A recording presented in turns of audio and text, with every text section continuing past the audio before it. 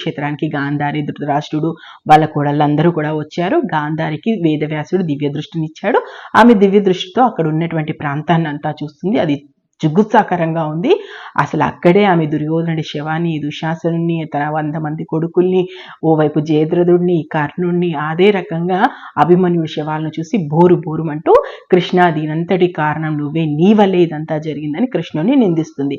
So ఇప్పుడు గాంధారి, ధృతరాష్ట్రుడు ఆమె కోడళ్ళు ముందు వెళ్తున్నారు, వాళ్ళ వెనకే కృష్ణుడు వస్తున్నాడు. సో ఆమె ఇప్పుడు ఎక్కడి వరకు వెళ్ళిందని చెప్పుకున్నాం, ద్రోణుడి శరీరం వరకు వెళ్ళింది. అంటే ద్రోణుడు పార్థివ దేహం ఉన్నటువంటి ప్రాంతానికి వెళ్ళింది.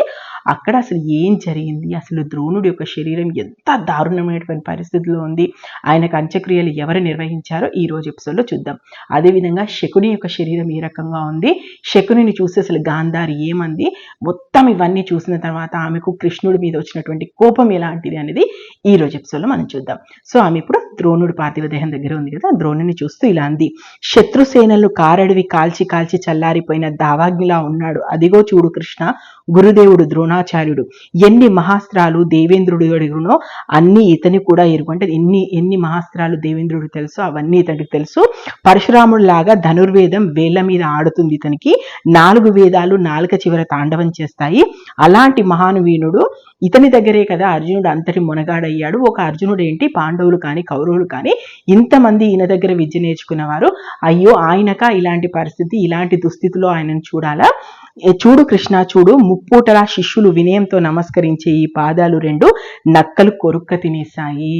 సో ఎప్పుడైతే ద్రోణుడి యొక్క శరీరాన్ని వీళ్ళు చూస్తున్నారో అప్పటికే ద్రోణుడి యొక్క 2 కాళ్ళను నక్కలు కొరుక్క తింటాయి. సో ఎలా అంటే ఇక్కడ ఇన్ని రోజులుగా నేను చెప్తున్న దగ్గర 4వ ఎపిసోడ్ కదా. సో మహాభారత యుద్ధానికి సంబంధించి యుద్ధంలో చనిపోయిన వాళ్ళ ఎవరి శరీరాలు అలాగే ఉన్నాయి, ఎవరికి కూడా అగ్ని సంస్కారాలు చేయలేదు, ఎవరికి కూడా దహన కార్యక్రమాలు నిర్వహించలేదు. ఎందుకంటే మరి నాకు తెలియదు, ఇప్పటివరకైతే వాళ్ళకి సంబంధించినటువంటి పార్థివ దేహాలన్నీ అలాగే ఉన్నాయి. కేవలం ఎవరికి ఈ అంత్యక్రియలు నిర్వహించారు, ఉప పాండవులకి, దుష్టజుమ్ముడికి, శిఖండికి, ఎవరైతే అశ్వత్థామ ఆ రోజు రాత్రి బీభత్సం సృష్టించి చంపాడో వాళ్ళకి మాత్రం అంత్యక్రియలు నిర్వహించారు. అదేది యుద్ధం తర్వాత జరిగినటువంటి సంఘటన.